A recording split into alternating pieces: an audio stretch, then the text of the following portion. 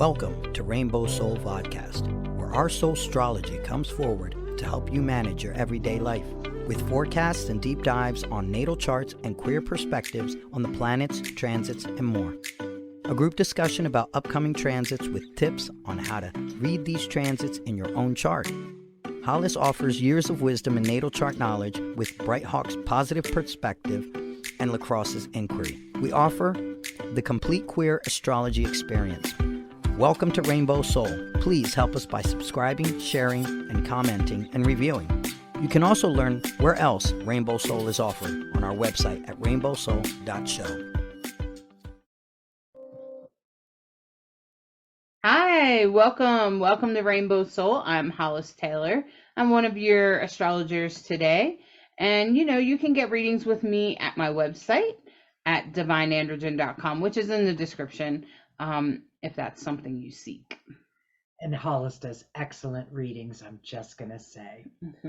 I'm Bright Hawk. I'm the author of The Dancing Hippo. I'm also an artist. You can see my art at Bright Hawk Art at Etsy, the Etsy stores. And you can learn more about me at brighthawkproductions.com. And our friend Lacrosse Ortiz, who you can find on all the social media sites, is busy this week, but we send them love. And this, yeah, and he does like the editing and stuff, but he also makes a great book for studying tarot. And so you can totally check it out, and it's in the description. Okay. Yeah, exactly. And this week we're going to be talking about November 6th to the 12th, 2023 in astrology. Oh But my. before that. Okay. So I want to invite you to just take a moment, take a deep breath.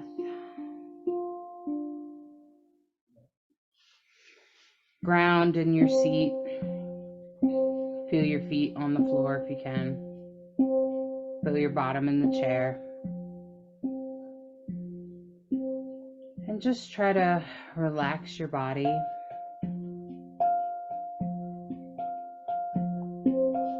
And become fully present in your body.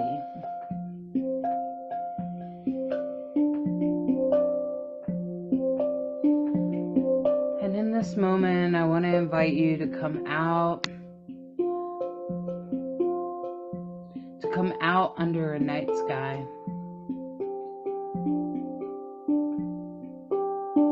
With the dark sky above you and the stars all over. Overwhelming as you look at them, realizing where you are in the universe.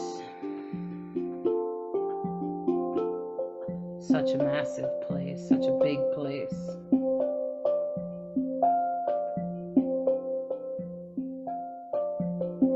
And then you begin to notice that the planet Saturn is coming towards you. Sort of like being zoomed in on in the night sky.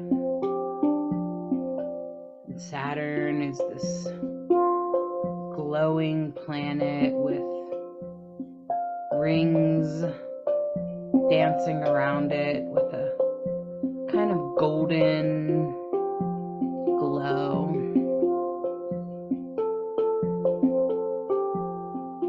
And as Saturn starts to move closer to you, you begin to come to the understanding of Saturn.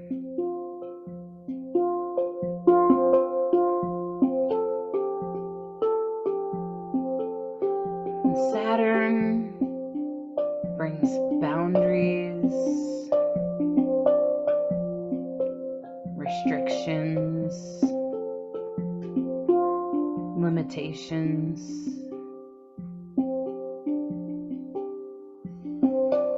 And therefore it represents things like the system.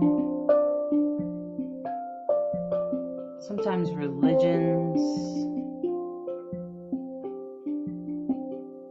and other things in our cultures that create those things.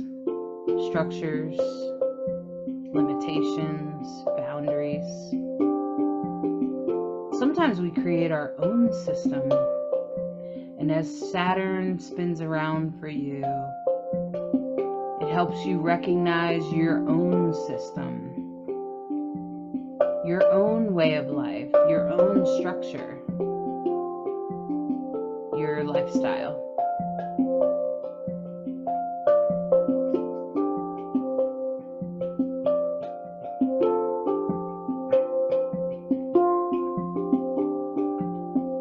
And as Saturn spins around in front of you with the beautiful glowing rings around it, Saturn reminds you that you always have choices about your system, your way of doing things. And as you make choices, remember that Saturn is also karmic. And when we choose certain things, Saturn may choose to reward us with good results. And when we choose to ignore things or allow problems to exist in the background, those things could come up and bite us in the ass later.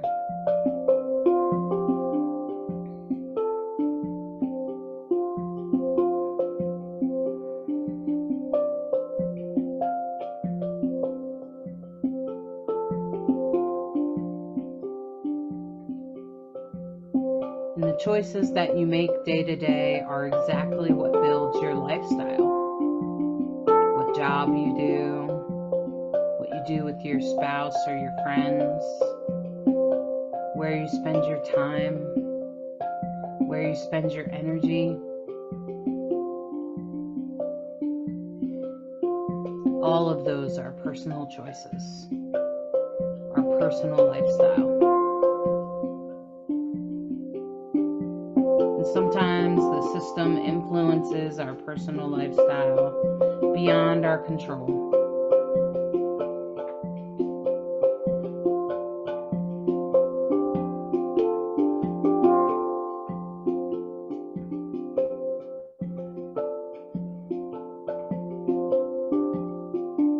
And as Saturn zooms and backs up back up into the sky, Saturn reminds you that many things are your personal choice.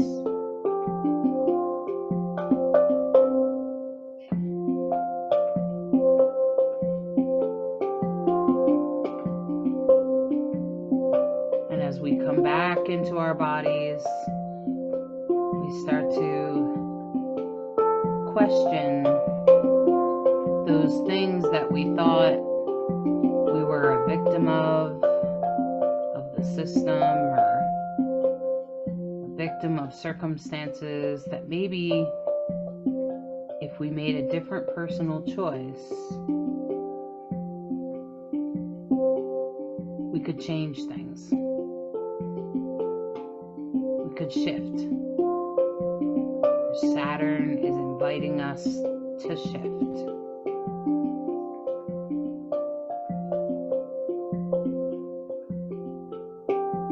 As we come back into our bodies and we realize what those things are, and we take personal responsibility for those things, we can feel the karmic light from Saturn rewarding us. And we can know that there are good things in front of us as we proceed forward in our lives.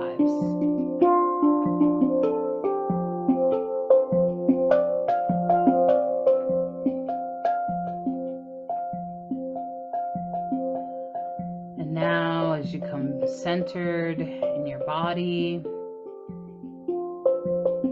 become present, feel your feet on the Relax your ankles. Feel your bottom on the seat. Wiggle your hands and open your eyes. And come back. Come back to the here and now.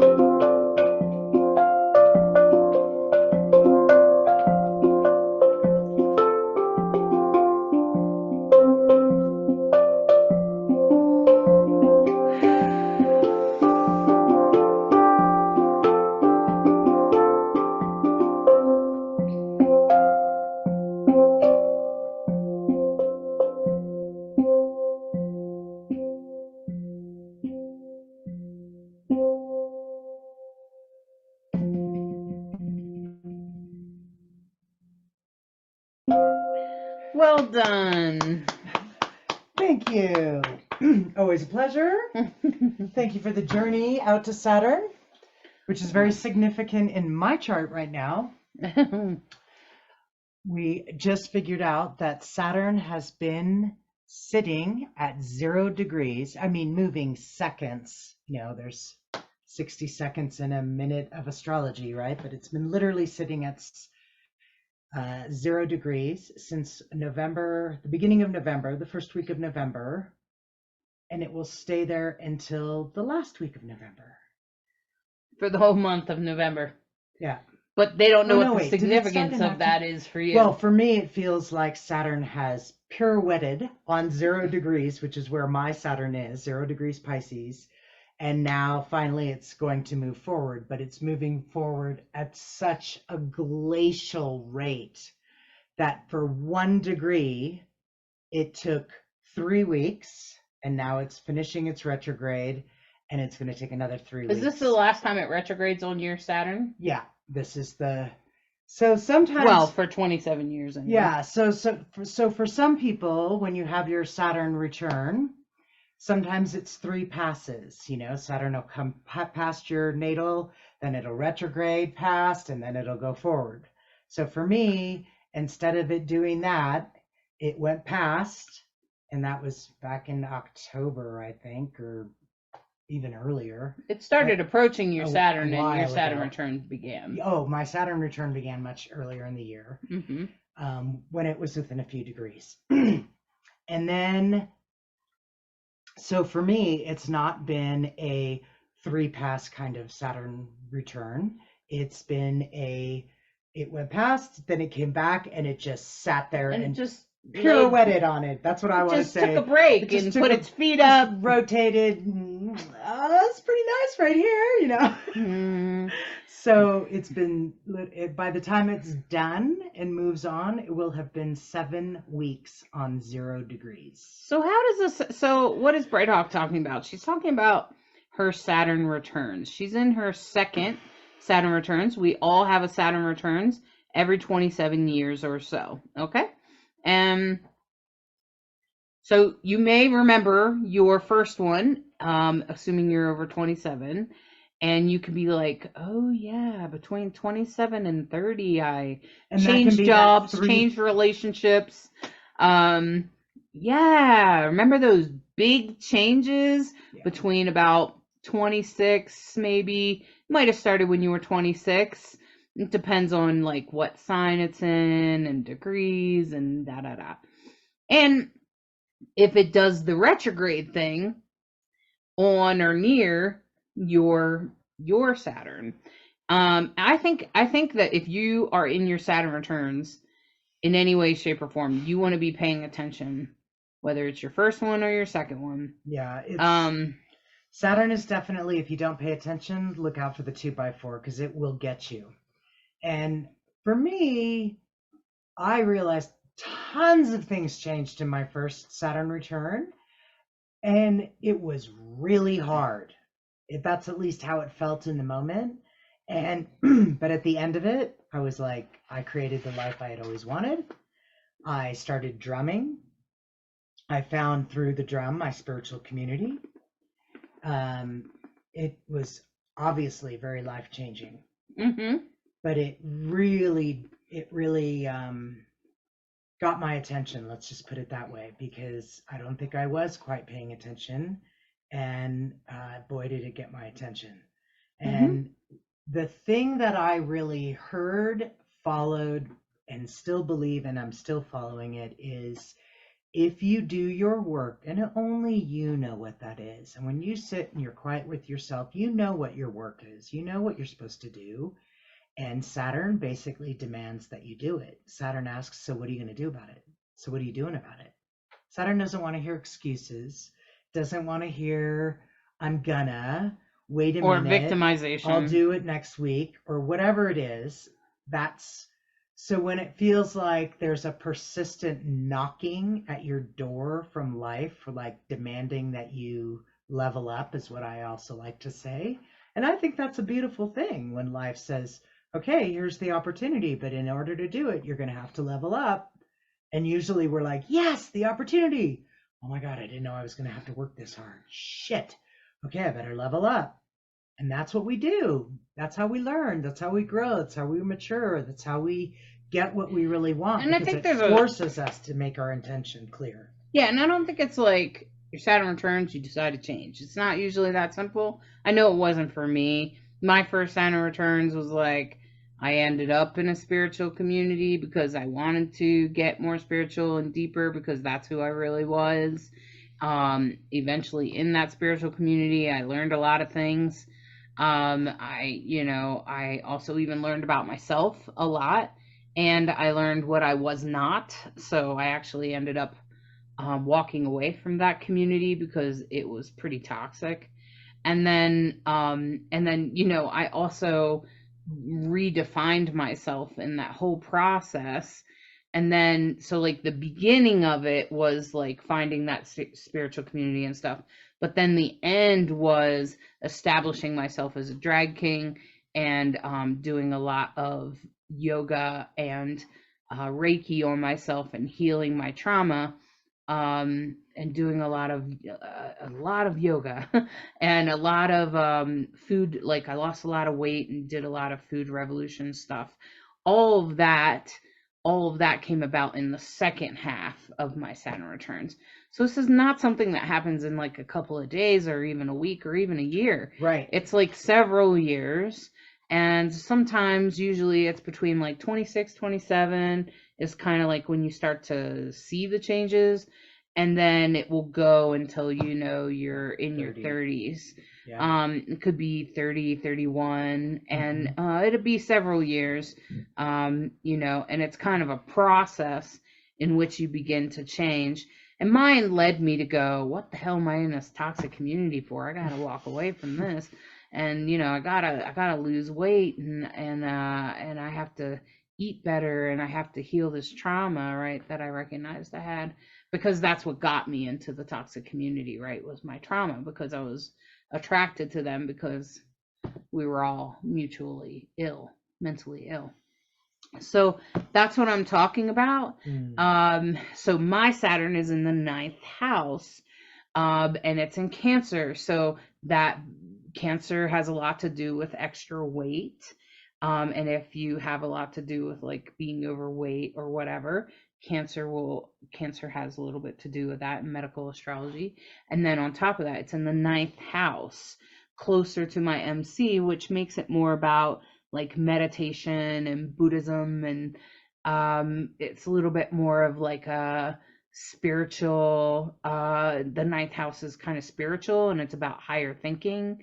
And okay, and it's kind of squaring my Chiron, okay, which is the trauma, right? Okay, now Bright Hawks is in the 5th house, so that's like creativity, and yours is on the line of 5th and 6th house. So that has a lot to do with your work in the world and what you do day to day, like your daily living and your creativity. No surprise that I like to be of service.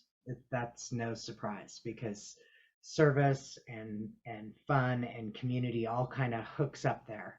And in my Saturn configuration, we talk a lot about the yods and finger of God, which is a quincunx, right? Based on quincunxes. Yeah. Which is pretty intense energy. It's fated energy. It's energy that you don't have a lot of choice about.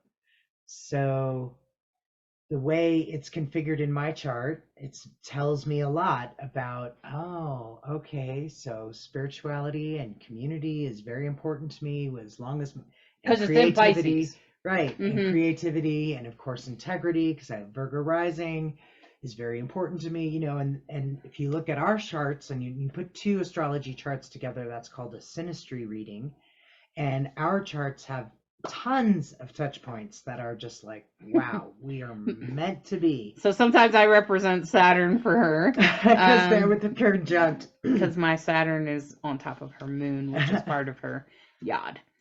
So no surprise, yeah, I immediately made you my business owner, right, manager. Right. So Saturn can be really good for like business and work because it rules Capricorn. Yeah. And Capricorn is great at business and practical and what needs to be done, and let's get it done. Very grounded, and Capricorn is an earth element, and it's also a cardinal sign, so it's very strong. I found it absolutely irresistible when my Saturn returns to resist like doing my own business. Like every time I would try to like go to get a job or whatever, it would not work for me. And my Saturn's up on my MC, but it's in the 9th house, and I just would get You're like meant to be like it wouldn't work for me, like every time I would try to do it. So if you're wondering about your work in the world, you want to look at where your Saturn is. Absolutely. And you just want to know where it is. So if you're like trying to work on your career or anything like that, look at where Saturn is and what it's aspecting, what lines are leading to it. Even if they're hard lines, square is just something you have to master. And so we'll talk more about that as we go on, but I just suggest that you look at Saturn. Yeah, exactly. It's and right now, good to pay attention to. Saturn is in Pisces. Yes, it's sitting at 0 degrees, has been for 3 weeks, will be for another 3 weeks. So Saturn is over the weekend that just happened before you hear this broadcast, the 5th. Saturn like kind of stalls and stops going backwards, which it's been retrograde for quite some time now, and now it's going to go forward. So on Monday it actually starts to move forward, only by a few seconds and pretty slow, like Bright Hawk described. But it is starting to move forward, but good grief, is progress slow. So if you're doing something with business or something's happening in that department, don't be surprised if progress is slow, okay? Try to be patient, is what I would say. But at the same time, I try to celebrate every bit of progress. So when I'm working on, especially if I'm working on like a business project or something like that, when little things, you get little things done. Okay, well, I got a little bit of writing done today. I got phone calls made today, or whatever it is, whatever the small thing is, just celebrate that you got that done. Yeah, Saturn is about meeting your obligations. So even if it's a little tiny bit of progress, if you are trying to fulfill the things that you've made an obligation to do, yay, you're winning. And if there's anything else at 0 degrees in your chart, or even at like 28, 29, or 0, 1, or 2 degrees, Saturn could be squaring it or trining it, depending on how far apart it is. So you might want to look at that. And Saturn is in Pisces. So you want to look at where Pisces is in your chart. And if you're like, oh my gosh, Hollis, I have a Pisces sun, or my moon is in Pisces, what does that mean? It just means that it's probably going to pass over. So like if it's your moon, let's just say you have a Pisces moon, and the Saturn is moving over your Pisces moon. You're like, oh, my moon's at 2 degrees. Yeah, well, here comes Saturn. And Saturn's going to say, are you managing your emotional structure well? And are you taking personal responsibility for your emotions?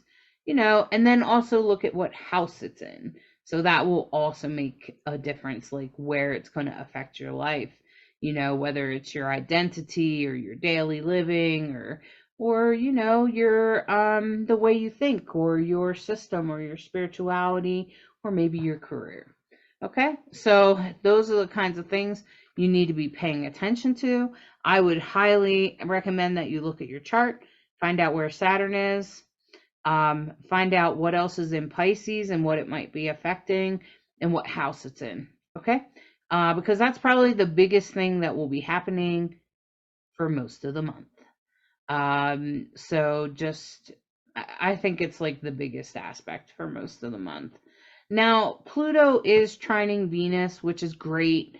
It's also squaring Pallas Athena, but Pluto trine Venus is the trine there is actually more significant because that's about change, maybe to your finances or whatever, but in a good way. So maybe finally you'll start, making a little bit more money or figuring out a way to save money or something like that. Or, you might just get some things. Could also be about things, or it could be about love and relationships. It probably is going to depend on where Venus is in your chart. So I would look at where Venus is in my chart, and I would know that Pluto, which is about change and death and power and control, and get a good idea. And a trine is a blessing. Trine is easygoing. Okay, so that's where that's going to come up. And now Neptune is also trining Mercury, so this makes me think about the psychics out there.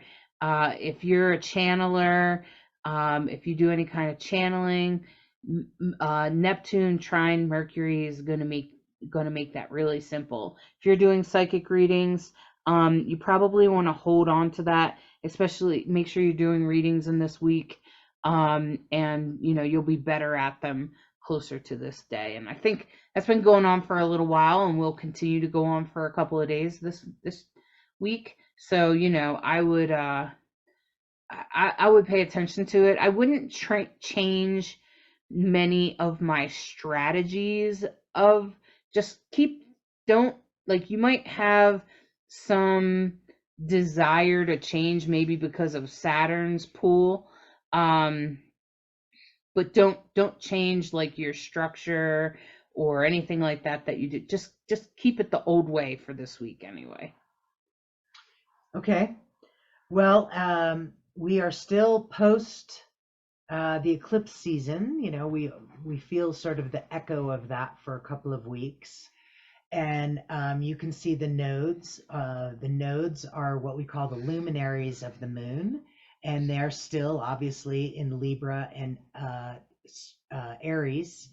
And so right now, the waning crescent moon is in you took the snapshot at a different time than I did. It's moving from Leo to Virgo in this particular chart. Oh yeah, in this chart it's at 29 Leo, so. Yeah. Yeah. So when it moved, it's later in the day, like an hour after the snapshot, which was at 11:11. It'll be in Virgo. And we know Virgo's very practical, and I've talked a lot about the traits of each sign, and now lately I've been talking a little bit more about helping us understand who the ruler is of that sign, because that's who the moon ends up answering to.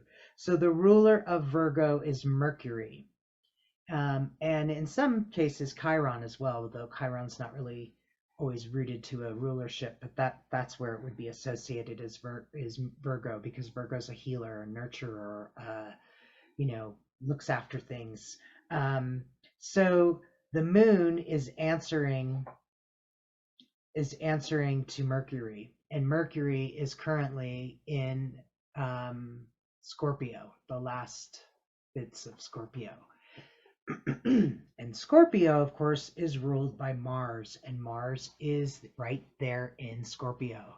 So then you end up with the Sun and Mars right there are going to be getting closer and closer, conjuncting, and Mars ends up being quite the power player in this sky. Mm. So, So if Moon is opposite, if it's moves into 0 degrees just an hour after this chart, which makes sense to me, that means it's in opposition to Saturn.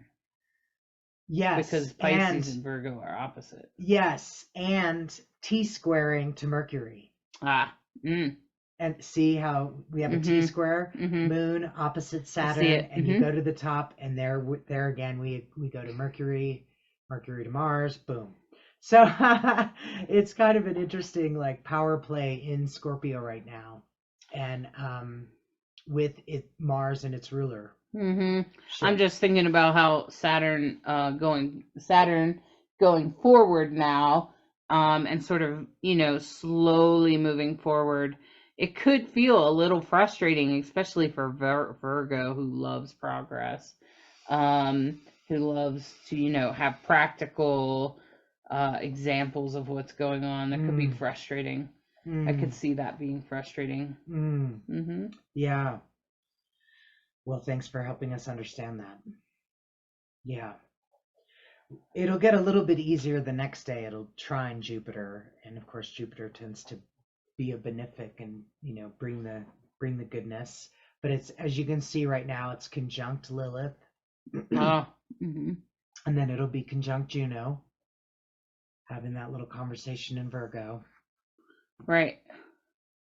There it is. It's moved just past Juno and Lilith now on the next day, Tuesday. Right. And so now it's in a trine to Jupiter, which is good. Yeah. Yeah. Well, then that will bring expansion of emotions and practicality, probably. And it'll be out of opposition with Saturn. It'll be in a sextile to Mars. So that's Tuesday, I think the energy from the moon's perspective, emotionally, it looks like it'll be a lot easier. So if you're trying to take action, maybe wait till Tuesday. Okay. And Vesta trine the part of fortune. That's your spirituality. So if you've been like experimenting with spiritual faiths, if you've been doing some sort of practice or something like that, you might find some sort of fortunate gift or something that's excellent in result of that. Okay. Some sort of gift that happens, and it could just be as simple as, wow, my back is finally released after doing yoga for a week. Okay. Like it could be something as simple as that. Part of fortune in Scorpio is also a little bit mysterious. So it could be kind of mysterious, but and it will recently have been conjunct the South Node. So wouldn't that mean like somebody from your past could suddenly offer you a job or? Well, because it's already maybe when it was on there. Yeah. Like earlier in the day. Yeah. That could have had something to do with it, but then it comes into this trine. So probably before it comes into the trine, it may be the South Node in Libra. It could the part of fortune moves kind of quickly, so it's almost like the moon. And so you can also see that Pallas is opposite the North Node, Pallas Athena, which is all about your strategies. So I'm just going to say, this has been going on for this week.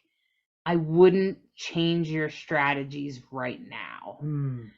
It may feel like it's time to change your strategies, but just think about it right now. Don't actually change it. I would wait until Pallas Athena or the North Node move, so that they just move out of opposition with each other, because the North Node is your destiny and Pallas Athena is your strategy. So if you change strategies right now, it could just take you off your path a little bit. That's all. It's not the end of the world, and maybe you're meant to leave your path a little bit. But for some of us who think about the impact of our choices, I would just say be careful of that. Yeah, Yeah, I would good. do that. Good advice there. Yeah. So, did you have anything else for this day, Bright Hawk? Nope. Okay. Lots of stuff going on the 8th.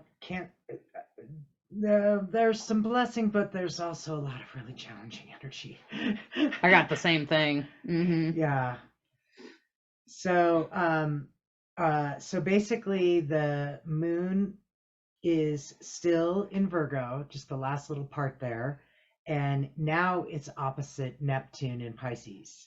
So now it's on the positives, it's conjunct Venus.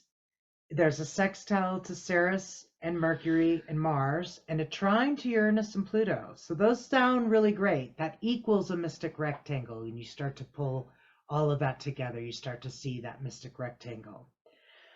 And there's the yod, which we've talked about, that finger of God, that fated energy that points to the North Node.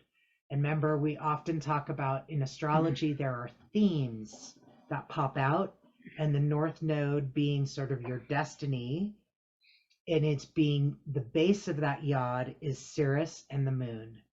And really, I would say Ceres and the moon and Venus. So really, looking towards your destiny, and there's, like I said, a lot of positives, but you can see those inconjuncts. Those are kind of challenges. Yeah, there's a lot of inconjunct. Inconjunct is the same as a quincunct. I'm just using a different word. It's easier for me to remember what an inconjunct is because essentially it's almost an opposition, but it's not quite an opposition, and it is difficult, but you can change it. Okay, so it's hard to change an opposition. You just have to learn to balance the two. And those are, things that are completely directly across the sky from each other. But inconjunct is like, well, you could learn to manage this better. And it's not necessarily about balance, where it's more about almost kind of like a square, but it's more intense than a square. And so you have inconjunct Saturn and Venus, which tells me be careful of how much money you're spending or the system in which you're doing money, like if you're credit cards or it makes me think of credit cards because Saturn's about the system and Venus is about money. And that's what it makes me think about right away is like, and how you're spending money on your relationship, maybe? Yeah, it could be. Yeah, it could be. Or just how you're spending money, period, in anything. And be careful of that. Okay. And then the inconjunct North Node in the moon. That's pretty much your destiny and how you feel about it. So you might be like, oh, I messed up my credit card. I forgot to pay this credit card. I totally screwed this up. Why am I such a dumbass? Okay, like that's the kind of thing that I'm thinking about on this day, especially with if you used to give yourself a really hard time and now you're trying to be better at positive thinking. Inconjunct North Node in the moon, that's emotional. Okay, and then the South Node in Neptune is about having illusions, that just because you made a little mistake doesn't mean it's the end of the world.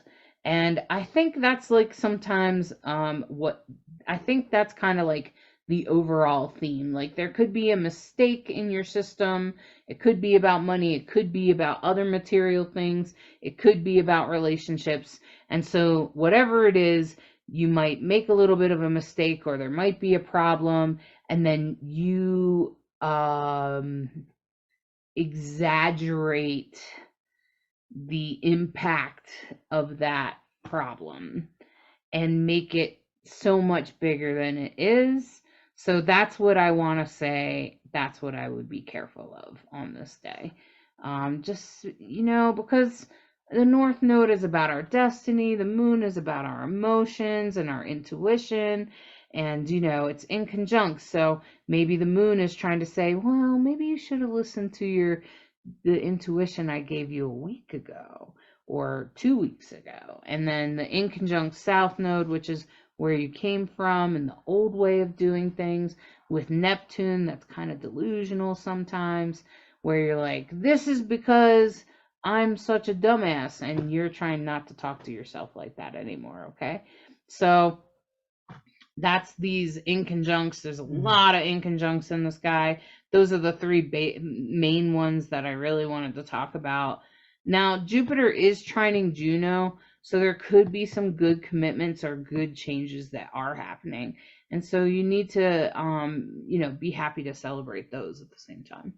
Yeah, good. Yeah, but that's been going on for a couple of days now. And so, there might be some contracts or something like that that have come into play. And I would say what I love to say, and it's in my book, The Dancing Hippo, be willing to be delightfully surprised. If you walk around with that attitude, you get what you expect. So if you're willing to be delightfully surprised, something delightful might happen because of that mystic rectangle. You're not alone. You're held by the universe. You are more loved than you realize, and things can work out in ways you cannot imagine. So if you hold space for that, let it happen. Yeah. So I would just be careful on Wednesday. Just be gentle with yourself. Yeah. How about that? Be gentle. All right. So on Thursday, Saturn is going to square the part of fortune for the day. So that's again about your system, and it can be about money. It can be about, it's in Sag, so it could also be about freedom. Maybe because you forgot to pay your credit cards, that has some sort of impact on you or impact on your freedom, or because you didn't do something for your partner or something. It's impacting your life somehow. So that's, it's going to probably have something to do with freedom or a feeling of freedom, okay? And it's just for the day. It's just for the day. And then Uranus will be in opposition of Mars and Ceres. So Mars and Ceres are practically are coming sort of, Mars is approaching Ceres pretty quickly over there in Scorpio, and Uranus is in opposition over there in Taurus. And so, Uranus is very sudden and quick. And anytime Uranus and Mars come together, I start going, okay, what's going to happen very quickly and suddenly? Because Mars is the planet of war, and Ceres is about nurturing. I would like to wish and pray for peace, because that's just who I am. But I recognize that that's not always how things come about. And Uranus is very much like a lightning strike, and Mars is very much about war and action and, everything we probably don't want to see more of. Right. Exactly. Yeah. And it doesn't mean that it always brings that, but because it's such a kind of an intense, and then on top of that, Neptune is still in conjunct the South Node. It worries me a little bit. It worries me with the things that are going on right now. Mm-hmm. Yeah. So now the moon is in Libra. It's moving on from Venus. So they've had their conversation about, Libra and values and relationships and what have you. Of course, Libra is very artistic and creative, and Libra, of course, is ruled by Venus. And so it's cardinal air, just so you know, that Libra is an air sign, which means they're thinkers. They consider everything carefully. So the moon is considering things. And of course, it's answering to Venus, which is, it just had a long conversation with. And it's aspecting, it's in a trine to Pluto, which is nice. So Pluto is about transformation, So there's a nice conversation. There could be, again, I'm willing to be delightfully surprised kind of thing there. It is in a square to Vesta. So tell us about that. What would that mean? Because I don't Well, really I know. worry a little bit about the moon in Libra during this time with Uranus opposite Mars, because Libra is also about justice and fairness. Yep. And considering that's most of the time what drives war, frankly, is people think that they're being just and fair. So that worries me a little bit. But with it squaring Vesta, it's going to be it's going to be hard to overcome the challenge of aligning our emotions with our spiritual intention. So frankly, that makes me think about 99% of people on earth, even if you don't believe it's possible, would like there to be peace on earth. Mm-hmm. Okay?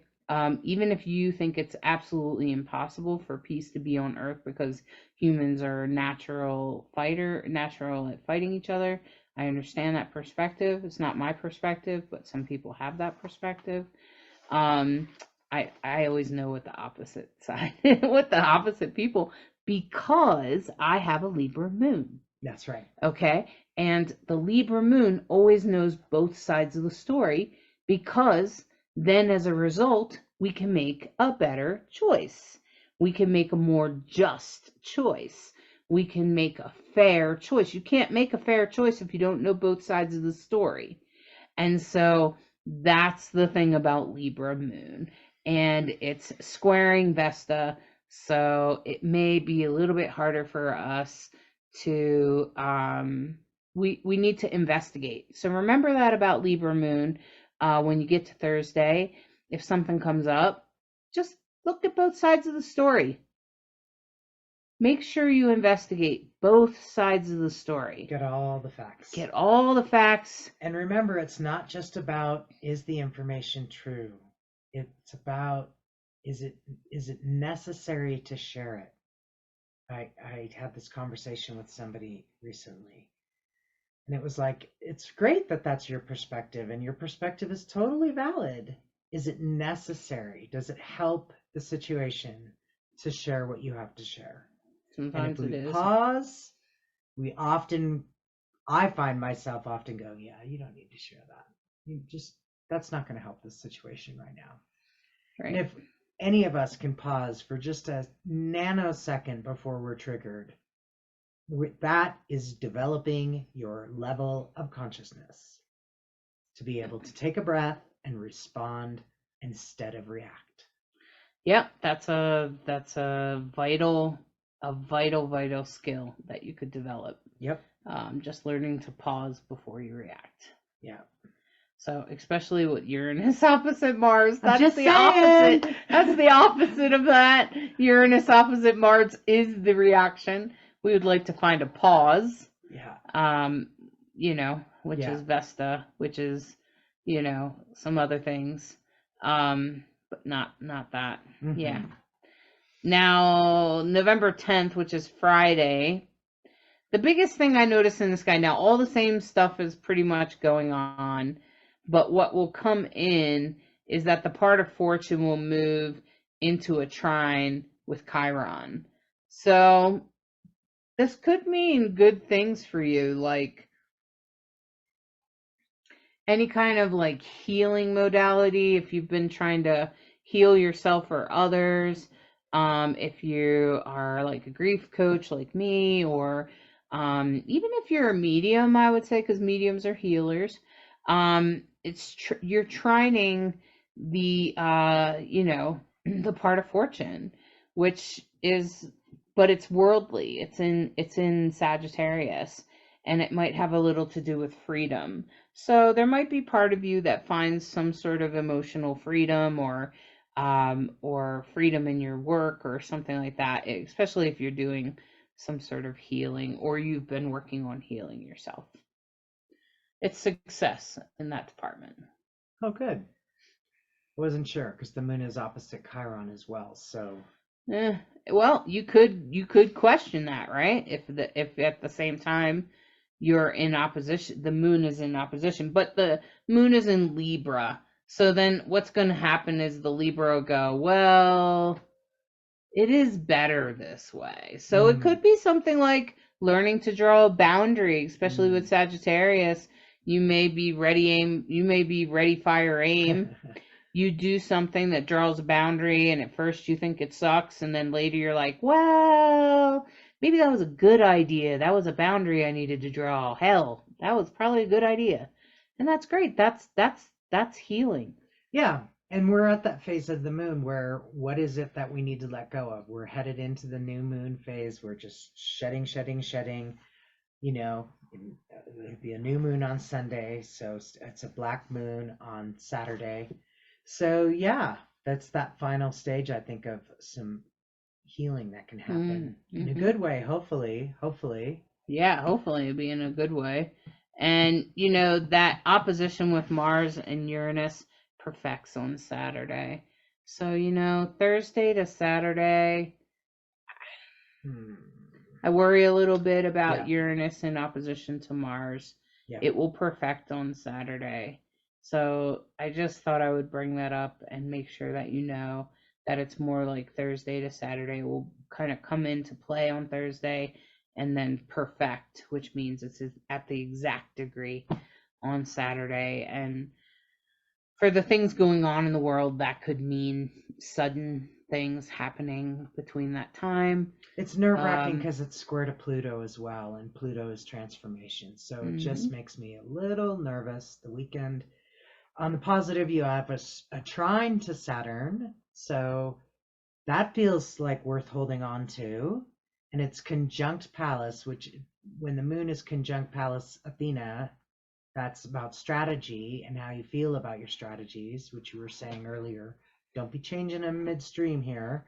Hang in there. Just hold on to it. Maybe think about what you might do, but don't actually change them. And now be setting your intentions for that Scorpio new moon. Okay, because the Scorpio new moon happens at 20 degrees on Sunday. It'll be a sextile to Juno. And again, you have that big old party going on right there. Opposite Jupiter. Opposite Uranus. Conjunct Mars. You have the sun, the moon, and Mars all conjunct and hanging out there at that 20 degree mark. And so Scorpio, you're getting lit up again, just like Well, there's two kites there, and it looks like it looks like the moon. Is that a grand trine with that big? Yeah, that's a grand trine in Earth with the part of fortune, Juno, and Jupiter. Now they're all in Earth. Jupiter is backwards, so that could be a little bit about like putting your intentions ahead in order to engage a grand trine. You have to engage all the parts. And Juno in Virgo is about practical contracts and contracts that heal, or could be about feminist contracts. But then the part of fortune in Capricorn is going to be probably about money.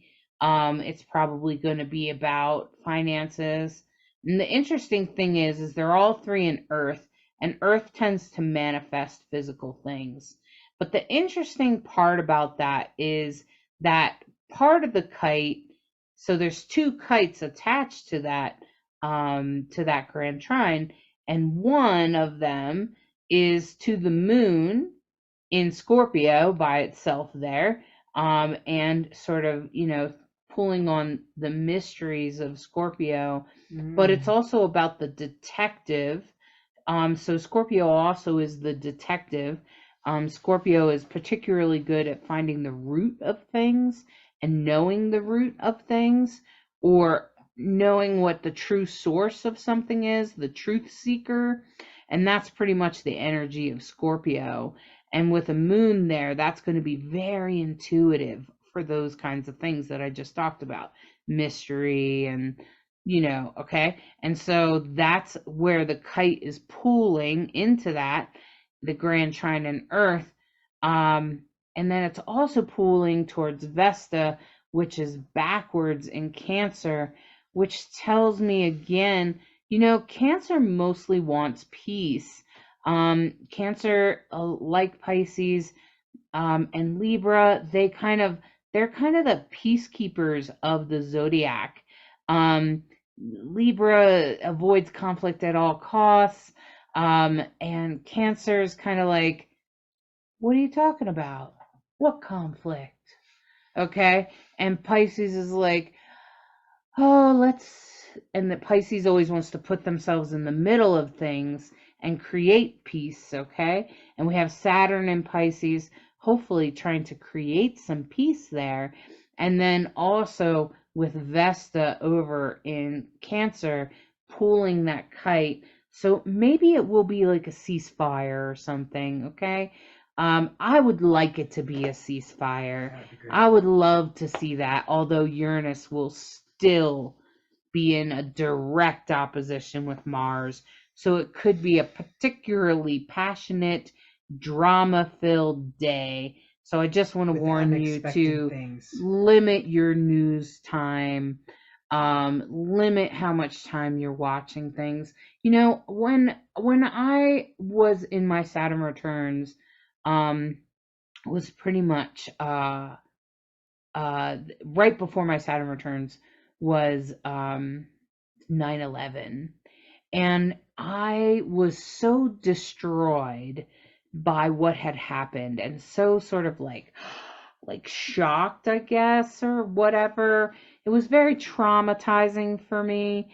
Sometimes I wonder if it was because I was woken up to it, because I worked nights and it was like 10 o'clock in the morning or something, and I woke up to it like, what the fuck? And then I had to go get my son out of school, and it was very dramatic. And I watched the news for like a long time. My dad had also died, so I was very depressed, and I spent a lot of time watching the news. And what I'm going to tell you is it didn't serve me. It did nothing for me. In fact, it screwed me. It made things worse. It made my depression worse. It made my business crash that much more because I had zero energy to attend to it. And of course, it crashed as a result of September 11th. And then it was like wham, wham, wham, right? And so I'm just saying, you might not want to give it too much energy. I understand that some of us just need to know. That's fine. Get what you need to know. I don't recommend watching it. I recommend maybe listening to a smart speaker or a podcast, or listening to it on the radio, but don't watch it. And then also I would recommend limiting it. So like for me, an hour a day is about as much as I can handle. Okay? And so an hour a day, and then walk away, because if you don't, you're not going to be available to help anyone if something did happen closer, if something were to happen, even if you want to pray for peace, even if you want to send your energy, even if you want to send money there, you're going to be way more helpful if you limit how much time you are exposed to social media. Because if you haven't noticed, newscasters are really good at taking a little story and making it into, and not that they're making it bigger, it's a big deal, okay? I'm not saying that, but they talk about it for a really long time. And they repeat the same goddamn thing. They say the same thing, but they say it backwards. And then they say it forwards, then they say it sideways, and then they come from the other side. And that to me is just perpetuating the trauma of the news they're delivering. Okay? So I don't think that it's in your best interest to watch too much news. Be careful. If something happens, I'm sorry. I hope nothing happens. I hope I'm completely wrong. Okay. Um, I hope peace happens. I hope that's what happens. Okay. That's really what I'm interested in. So, my friends, it seems to me like the beginning of the week is a little bit easier, and then as we go, it could get a little intense. Maybe by Sunday, it might feel a little bit better. Yeah. Yeah, I would recommend new moons are great times to set intentions. Set the intentions you want instead of awfulizing or what ifing, or just, you don't even have to awfulize. All you have to do is look at the news for Turn too on the long news. and you're already in a state of like, oh. So I try to remember the point of power. It's like, if I have no power in the stories that I'm hearing in the news, then why am I giving them so much power in my life? Sometimes I do that. Like, whoa, I need to stop. This isn't doing me any good, and you're influencing me in ways that are not useful if it's keeping me from doing what I really need to be doing. So these feel like the intensity feels like it's a little ratcheted up. It always does around eclipses. I just might remind you. I don't know if you or have become aware of that, but eclipses, we talk about them because they tend to ramp things up, close things out, kick things off, change whatever it is, eclipsing whatever it is that needs to be seen, be dealt with, what have you. So hang in there. We're wishing everybody the very best. And now let's hear what the cards might have to say. All right, let's take a look at the cards here. Let's pull 3 cards for us this week. Past, present, future. How does the... So From remember, the Love is Love Pride deck. This is the Love is Love Pride deck on Amazon. And each one of these cards is done by a different artist, okay? Different LGBTQ artists. And this first card is the Nine of Pentacles, which is very much about our resources. It's very much about bringing our resources to the stage. And it's very much about presenting our gifts, okay? And that's pretty much what this is here to remind you of your gifts and remind you of the things that you've brought forward and the resources that you do have, because you do have a pretty decent amount of resources. And then this card here is the King of Swords, which is pretty much about holding your thoughts that are progressing forward. This is about thinking positively. This is about holding here, you can see he's holding a sword, but he also has like a rainbow sash on, and he's also within a rainbow frame. And this is very much about celebrating the positive thoughts. And think about the sage. The King of Swords always reminds me of a sage, because he's holding the sword of thought, and he's doing it in a positive, stern, yet stable way. Okay, he's stable. He's not trying to control anyone or anything like that. It's more about bringing the light and what's right and what's the right thing to do. And so that's in the now. And then this card, which is the Four of Cups, is about, now what you can see in the image is that there's a couple of guys, and one guy's on his phone, the other guy's got the remote. They're very much relaxed. They both have milk and cookies, but a little bit of the milk has been spilled. Now we could choose to focus on the spilled milk, or we could choose to just leave the spilled milk and just allow it to be spilled. And that's exactly what this is a reminder of, is that sometimes when shit happens, you just have to let shit happen and just let it be. And sometimes we have to just let it go. And this is like a little bit of, let it go, allow it to be what it will be. allow that spilled milk to be there the way it is. Hmm. Okay, so remember, this has a lot to do with the resources in which you hold dear, the resources you've brought forward.